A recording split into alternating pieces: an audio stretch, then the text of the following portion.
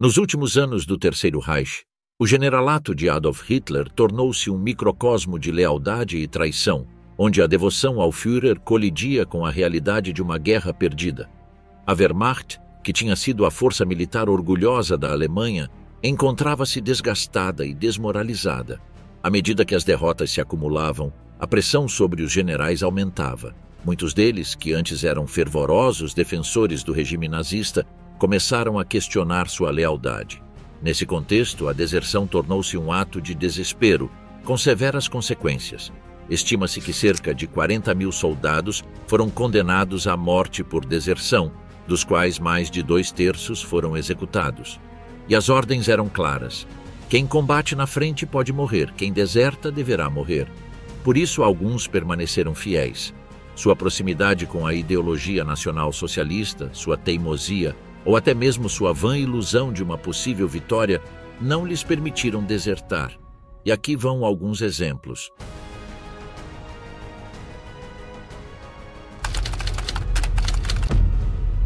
Desde jovem, Walter Model mostrou interesse pela vida militar, ingressando no exército alemão em 1910. Em 1930, juntou-se ao Truppenamt, uma organização encoberta que trabalhava no rearmamento da Alemanha, o que cimentou as bases para seu futuro como comandante militar. 8 anos depois, alcançou o posto de major-general e assumiu o cargo de chefe de Estado-Maior do 4º Corpo de Exército. Sua reputação como oficial competente e meticuloso começou a atrair a atenção de altos comandantes, incluindo Adolf Hitler, que via nele uma figura promissora para as operações do Terceiro Reich. Com o início da Segunda Guerra Mundial, ele desempenhou um papel crucial. Em junho de 1941, liderou a 3ª Divisão Panzer durante a Operação Barbarossa, uma ofensiva massiva contra a União Soviética. Sua agressividade e capacidade tática permitiram-lhe superar defesas soviéticas em Brest e Rogachev, alcançando o rio Dnieper no início de julho. Essas ações consolidaram sua posição dentro do exército, sendo promovido a general-coronel em janeiro, 7 meses depois, e recebendo as folhas de carvalho para a Cruz de Cavaleiro pelo seu desempenho em operações defensivas. Em julho de 1943, Model liderou a Ofensiva Norte na Batalha de Kursk, parte da Operação Cidadela. Apesar de seus avisos sobre a falta de preparação, suas tropas enfrentaram uma defesa soviética sólida, resultando em graves perdas para o exército alemão e um golpe estratégico significativo. No entanto, sua habilidade para se adaptar a situações adversas permitiu-lhe ser designado em janeiro de 1944 como comandante do Grupo de Exércitos Norte, onde implementou retiradas táticas que estabilizaram a frente durante um período crítico. Em março, Walter foi promovido a marechal de campo e, em agosto do mesmo ano, assumiu o comando do Grupo de Exércitos B na frente ocidental, desempenhando um papel-chave na contenção das forças aliadas durante a Operação Market Garden. 3 meses depois, a Operação Bagration, lançada pela União Soviética, representou um golpe devastador para as forças alemãs na Bielorrússia. Como comandante do Grupo de Exércitos Centro, Model enfrentou uma ofensiva soviética avassaladora que resultou em perdas catastróficas para a Wehrmacht. Essa derrota enfraqueceu significativamente a frente oriental e reduziu sua influência dentro do alto comando alemão. Perto do final do ano, Walter liderou a ofensiva nas Ardenas, conhecida como a Batalha das Ardenas. No início, as tropas alemãs obtiveram avanços notáveis, mas a falta de recursos e a resistência estadunidense frustraram a operação em janeiro de 1945. Esse fracasso, uma das últimas tentativas significativas da Alemanha para mudar o curso da guerra, deteriorou a relação entre ele e o chanceler. Nos primeiros meses de 1945, a situação para ele tornou-se desesperadora. As forças estadunidenses cruzaram o rio Reno em março, avançando rapidamente em direção ao interior da Alemanha e deixando o Grupo de Exércitos B, que ele comandava, cada vez mais isolado. O avanço aliado interrompeu as linhas de suprimento e comunicação, desmantelando a capacidade de resistência alemã. Para o final de março, suas tropas ficaram presas no Bolsão do Ruhr, uma área industrial crítica para o esforço bélico alemão. Apesar de sua experiência em táticas defensivas, Model não conseguiu organizar uma contraofensiva eficaz, frente à avassaladora superioridade aliada. Contava com aproximadamente 70 tanques operacionais, um número insignificante frente aos milhares de veículos blindados aliados. Além disso, os suprimentos eram insuficientes e a moral dos soldados estava em declínio. Apesar de receber ordens para resistir até o último homem, ele estava ciente das limitações de suas tropas. No 1º de abril, em uma tentativa de reverter seu destino, enviou um emissário a Berlim para solicitar permissão a Hitler para romper o cerco e retirar-se. No entanto, o caos reinante na capital alemã refletia a gravidade da situação. O chanceler, preso em sua ideologia intransigente, insistiu em manter a posição a todo custo. Esta negativa enfrentou o pragmatismo militar de Walter com as ordens enviesadas do Führer, aumentando sua frustração e isolamento. Em 5 de abril, as condições no bolso do Ruhr eram críticas. As comunicações eram esporádicas e as linhas defensivas estavam à beira do colapso. Diante dessa realidade, o general tomou uma decisão sem precedentes. Permitiu que os comandantes de batalhão dissolvessem suas unidades e se rendessem se considerassem necessário. Esta ordem marcou uma mudança em sua abordagem, mostrando sua preocupação em minimizar as perdas humanas em uma situação sem esperança. A pressão dos soldados, exaustos e famintos, somava-se à da população civil que exigia o fim do conflito. Em 16 de abril, derrotado, percorreu várias posições na frente e conversou diretamente com seus soldados. Reconhecendo a impossibilidade de continuar a resistência, concedeu-lhes permissão para se renderem ou regressarem às suas casas. Durante essas visitas, refletiu sobre o significado de sua situação, descrevendo-a como a fase esmagadora da guerra. Suas palavras denotavam uma aceitação resignada da derrota e uma profunda autocrítica sobre se suas ações ao longo do conflito foram justificáveis. Nos seus últimos dias, enquanto as tropas aliadas avançavam rapidamente em direção a Berlim e os soviéticos intensificavam suas ofensivas, Model também enfrentava o espectro da rendição pessoal e a responsabilidade pelas atrocidades cometidas na frente oriental. Embora fosse leal ao seu juramento a Hitler, permanecendo naquele lugar até o final, entendeu que continuar lutando apenas aumentaria as baixas desnecessárias entre seus homens. Finalmente, em 15 de abril, ordenou a dissolução oficial do Grupo de Exércitos B, deixando às suas tropas a opção de se renderem. Desde o bunker, o desespero de Hans Krebs em Berlim. Hans Krebs iniciou sua vida militar como voluntário no Exército Imperial Alemão durante a Primeira Guerra Mundial, onde ascendeu rapidamente a oficial. Com o final desse conflito, continuou servindo no Reichswehr, o exército da República de Weimar, consolidando sua experiência militar e preparando-se para a carreira que desenvolveria sob o governo nazista. Em 1931, começou a trabalhar no Ministério da Defesa, envolvendo-se em exercícios conjuntos com a União Soviética, uma experiência que lhe permitiu estabelecer contatos estratégicos. Posteriormente, na segunda metade dessa década, desempenhou-se como adido militar em Moscou, onde compilou inteligência sobre as capacidades militares soviéticas. No início da Segunda Guerra Mundial, Hans assumiu o cargo de chefe da seção de treinamento do Exército, contribuindo para o planejamento operacional. Nos anos seguintes, entre 30 e 42, foi chefe do Estado-Maior do 7º Corpo, participando em campanhas iniciais que marcaram os sucessos iniciais do Terceiro Reich.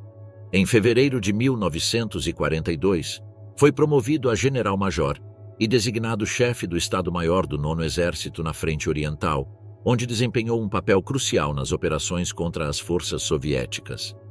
Em março do ano seguinte, tornou-se chefe do Estado-Maior do Grupo de Exércitos Centro, supervisionando batalhas significativas no leste.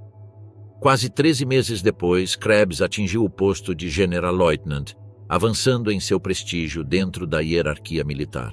Um ano depois, em agosto, foi nomeado general de infantaria e assumiu o comando como chefe do Estado-Maior do Grupo de Exércitos B na Frente Ocidental.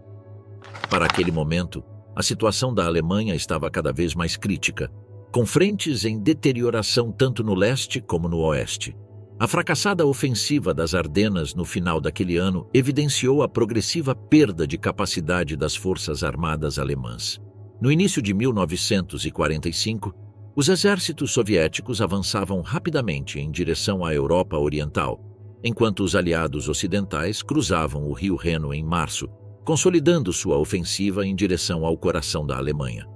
Em fevereiro, foi designado subdiretor do Estado-Maior-Geral do Exército, consolidando-se como uma figura-chave no alto comando durante os últimos meses da guerra.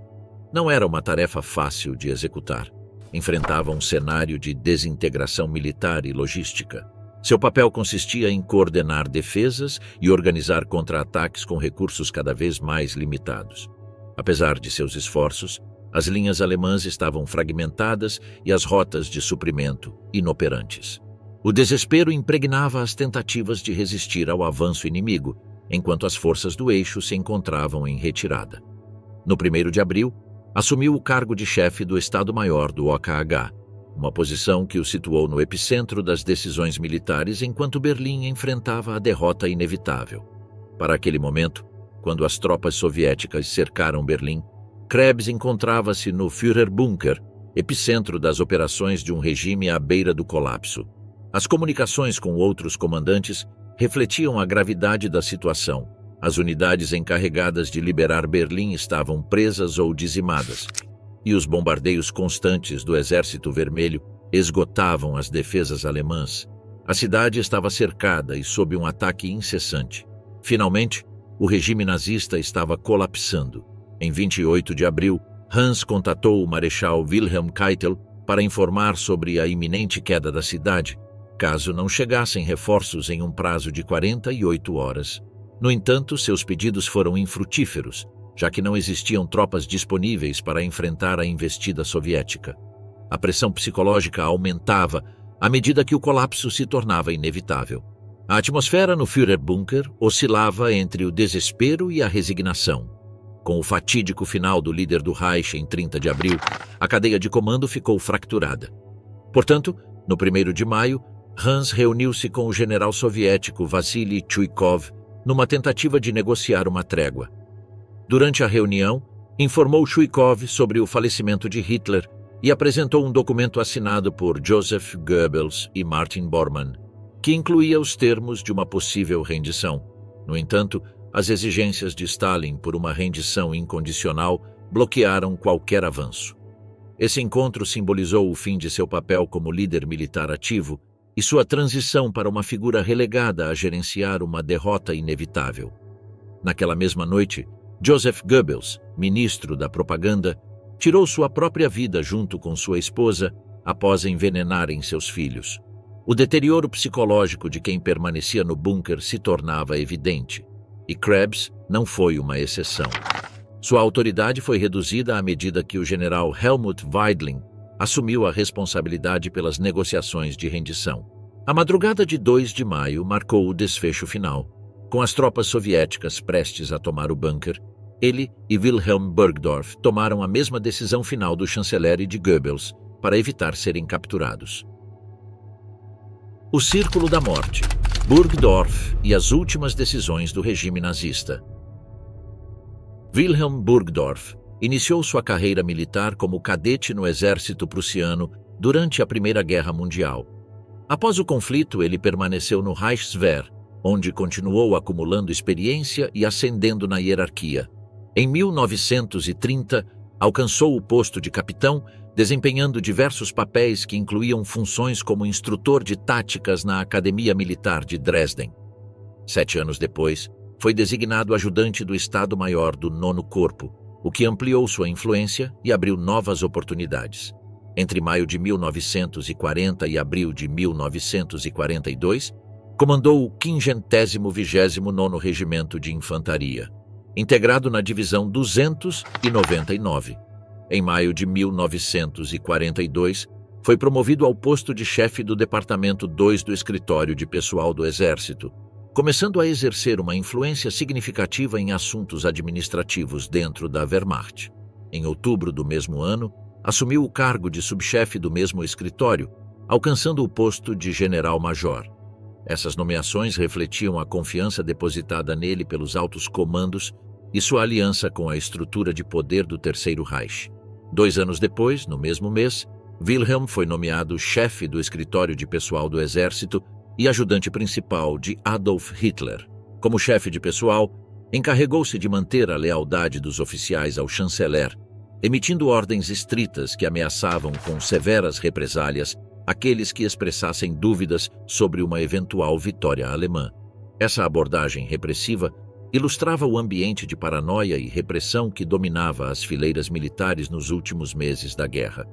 A constante perda de território e a falta de recursos geraram tensões internas, enquanto a liderança nazista dependia de figuras como ele para garantir a disciplina em um exército à beira do colapso.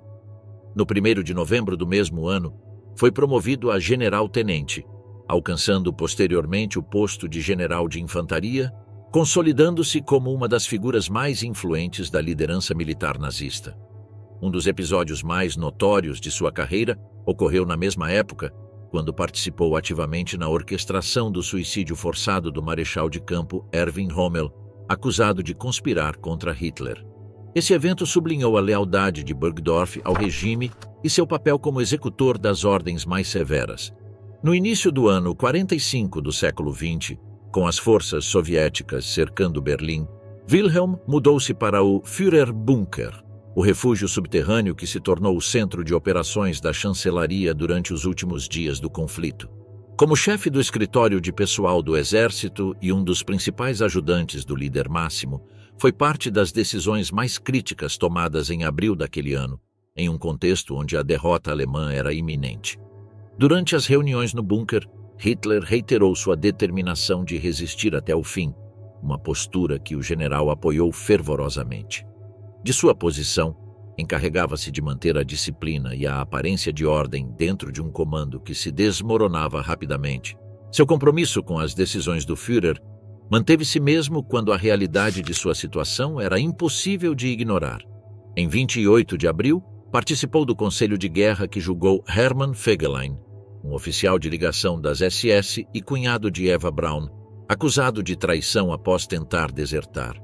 Esse julgamento simbolizou a crescente paranoia e desconfiança entre os líderes nazistas em seus últimos momentos.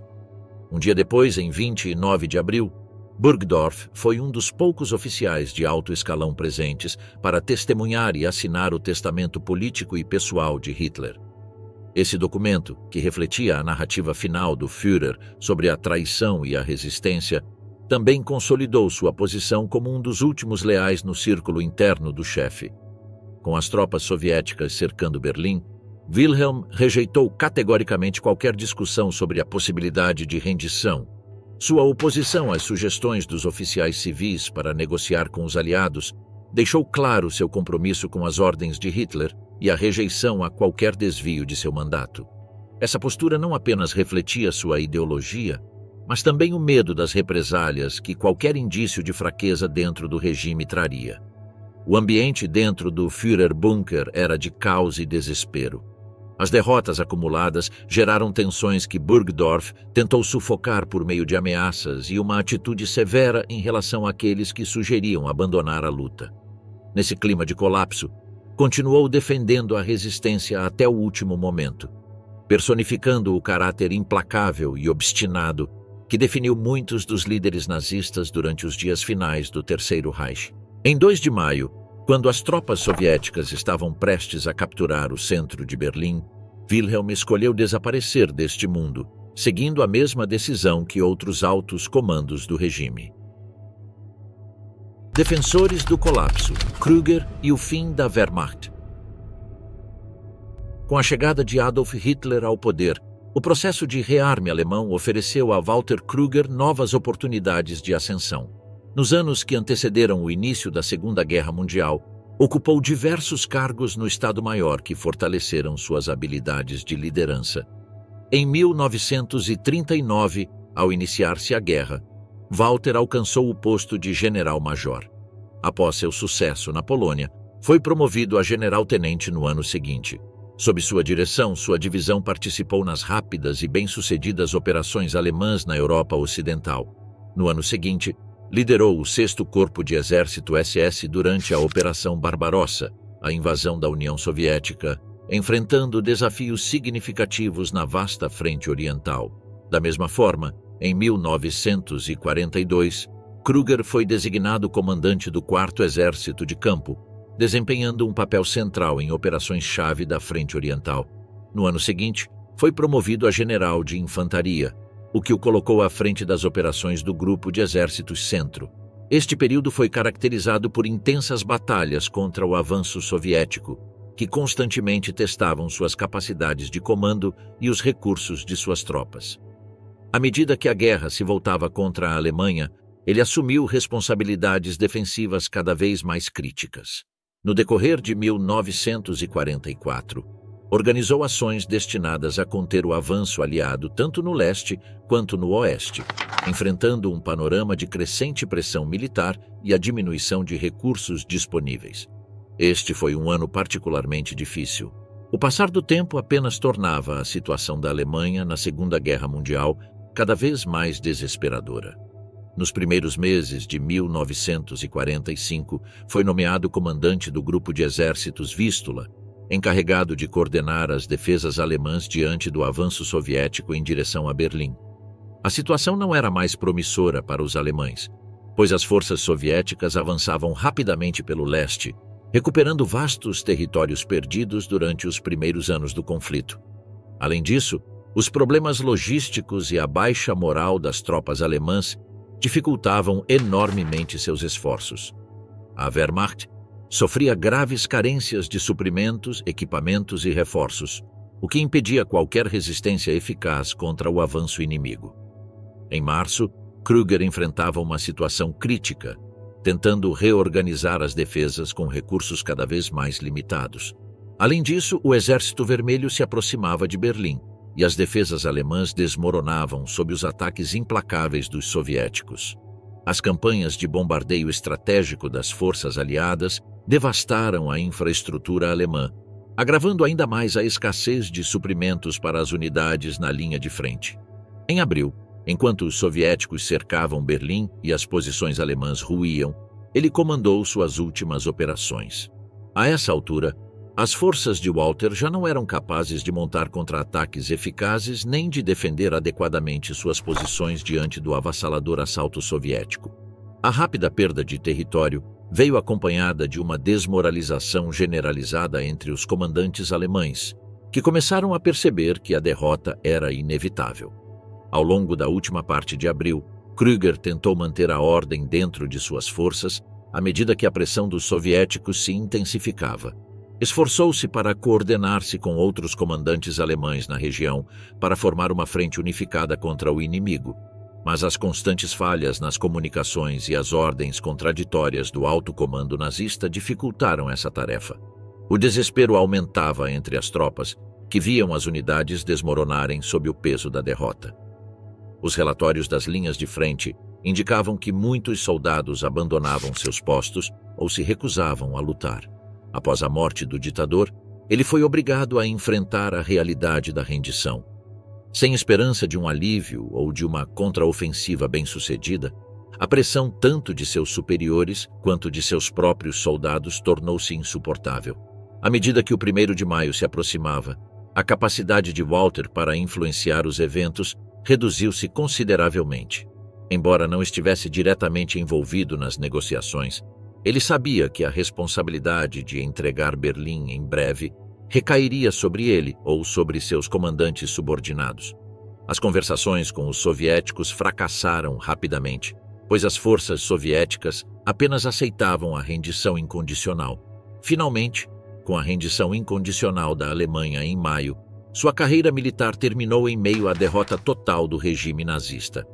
Com a rendição iminente, o papel de Krüger passou de ser um líder militar ativo a um espectador do colapso final do Terceiro Reich, optando por fazer o mesmo que Hitler, mas em 22 de maio. Da glória à desgraça, a ascensão e queda de um marechal de campo. Na década de 20 do século passado, após sua participação na Primeira Guerra Mundial, Robert Ritter von Greim tentou seguir uma carreira na área jurídica, mas foi convidado para a China para colaborar na modernização da Força Aérea do país. Lá, estabeleceu uma escola de aviação e ajudou na criação de uma nova estrutura aérea. Retornou à Alemanha em 1933 onde foi recrutado por Hermann Göring para ajudar na reconstrução da Luftwaffe, que havia sido severamente limitada pelo Tratado de Versalhes. Um ano depois, Robert tornou-se comandante da primeira escola de pilotos de caça da Luftwaffe. 4 anos depois, foi promovido ao posto de general-major e assumiu o comando do Jagdgeschwader 132 Richthofen, uma unidade de caça da Luftwaffe. Sua carreira continuou ascendendo com o tempo e, em setembro de 1939, participou ativamente como comandante durante a invasão da Polônia. Um ano depois, foi promovido a tenente-general e mais tarde alcançou o posto de general de aviadores. Teve que esperar mais um ano para assumir o comando do recém-formado Sonderstab Krim, onde supervisionou as operações aéreas na frente oriental.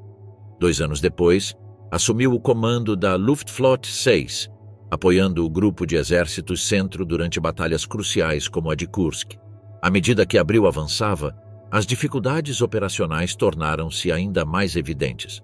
A Luftwaffe havia sido reduzida a uma fração de sua força original, com muitos aviões fora de serviço devido à falta de combustível e peças de reposição. Apesar de seu alto posto e autoridade, Greim não pôde fazer nada para mudar as terríveis circunstâncias que a aviação alemã enfrentava. Ele fez um voo perigoso para Berlim, acompanhado por Hannah Heidt, uma piloto de testes e associada próxima. Viajaram em um avião de combate Focke-Wulf FW-190, mas ele foi ferido ao pousar devido ao fogo antiaéreo. Juntos, voaram através de um intenso fogo antiaéreo, demonstrando seu compromisso com o regime, apesar do evidente colapso das operações militares. Ao chegar em 24 de abril, reuniu-se com Hitler no Führerbunker, onde foi encarregado de organizar as defesas aéreas da cidade. No dia seguinte, foi promovido a marechal de campo e nomeado comandante-em-chefe da Luftwaffe, sucedendo a Göring neste cargo, embora seu mandato tenha sido breve devido à derrota iminente da Alemanha. Na realidade, essa nomeação refletia o desespero do regime, já que ele foi a última pessoa a ser promovida ao posto de marechal de campo na Alemanha nazista. A situação piorou rapidamente e a Batalha de Berlim, que ocorreu nesses dias, marcou o auge da inutilidade dos esforços da Luftwaffe. As ações de Greim foram principalmente simbólicas e fúteis, enquanto tentava conseguir apoio e recursos para uma defesa que estava se desmoronando rapidamente. Em 28 de abril, deixou Berlim por ordem do chanceler, já que as forças soviéticas se aproximavam. A paranoia do Führer e a desintegração do comando dentro da hierarquia nazista eram indeteníveis. Sua saída de Berlim não foi apenas uma retirada tática, mas um reconhecimento de que defender a capital havia se tornado cada vez mais inútil. Com a rendição da Alemanha em 8 de maio de 1945, o marechal de campo foi capturado pelas forças estadunidenses na Áustria. Disse que sua reação inicial à captura refletiu sua desilusão. Dizem que ele declarou: "Sou o chefe da Luftwaffe, mas não tenho Luftwaffe", destacando a perda de autoridade e controle sobre o que uma vez foi uma poderosa força militar. O declínio da guerra o afetou profundamente, passando seus últimos dias lidando com a derrota e a perda de propósito, enquanto se tornava um prisioneiro à espera de um destino incerto. Em 24 de maio, temendo ser entregue aos soviéticos e sofrer torturas, Greim decidiu tirar a própria vida em uma prisão controlada pelos estadunidenses. Cerco e queda. A ascensão e desenlace de Günther Unger na Wehrmacht. No período entre guerras, Günther Unger juntou-se à recém-estabelecida Wehrmacht durante o rearme da Alemanha sob o regime nazista. Em 1938, foi designado comandante da 3ª Brigada de Schützen, uma posição que marcou o início de sua ascensão na hierarquia militar. Quando começou a Segunda Guerra Mundial, liderou a 11ª Brigada de Schützen, participando ativamente na invasão alemã da Polônia. Em agosto de 1940, já havia sido promovido ao posto de Oberst e recebido a Cruz de Cavaleiro da Cruz de Ferro, em reconhecimento ao seu comando e bravura durante as operações de combate. Em agosto de 1941, Günther foi nomeado comandante da 11ª Divisão Panzer durante a Operação Barbarossa. No entanto, seu comando foi breve, pois apenas 9 dias depois ele foi gravemente ferido, obrigando-o a passar um tempo em recuperação. Apesar do seu ferimento, Ungern foi promovido a general de brigada e recebeu a Cruz Alemã em ouro, um reconhecimento aos seus esforços e contribuições para a guerra. Em setembro de 1942, ele retornou ao serviço ativo e assumiu o comando da 16ª Divisão Panzer, que participava das operações próximas a Stalingrado, considerada estratégica tanto para os alemães quanto para os soviéticos. Este cerco não apenas afetou sua divisão, mas também elementos da 6ª Blindada, tornando a situação uma catástrofe para os alemães. O cerco em Stalingrado representou um ponto de inflexão na guerra, sendo a primeira grande derrota da Wehrmacht, quebrando o mito de invencibilidade que havia cercado as forças alemãs até então. A situação tornou-se ainda mais grave quando as forças alemãs foram incapazes de romper o cerco ou receber reforços adequados. À medida que o cerco apertava, ele se viu sob uma pressão extrema para manter a ordem e a disciplina entre suas tropas. Da mesma forma, a situação complicou-se quando a divisão de Günther sofreu baixas significativas, reduzindo-se a cerca de 4.000 soldados. Durante a contraofensiva soviética que cercou Stalingrado, Ungern recebeu a ordem de retirar-se para o rio Donets.